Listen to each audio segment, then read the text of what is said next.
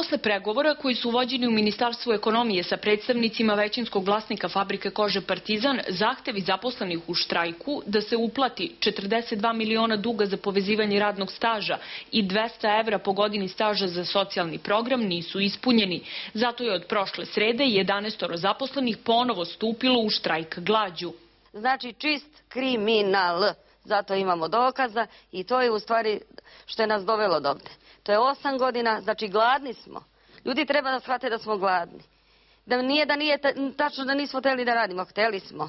Nadamo se da će to što prije se završi, da će neko da nas pogleda, čuje i da prekinemo s ovim.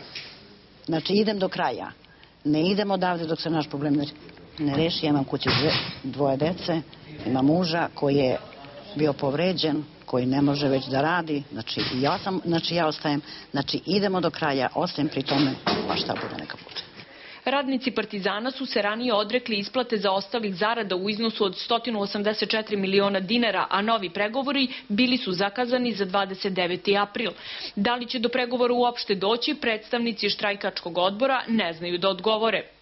6. dan kako su ljudi u štrajku glađu, poslodavstva, ja mislim da više i nemamo, jer se od posljednjih pregovora u Beogradu ne pojavljuje ni direktor, ni VD direktora, ni većinski vlasnik akcija. Jutros je njih 4 odbilo, potpisalo je da neće ići u bolnicu na stacionarno lečenje, nego će ovde umreti, znači skupa svi. Fabrika za preradu sirove kože Partizan prvi put je prodata 2004. godine, a privatizacija je raskinuta 3,5 godine kasnije.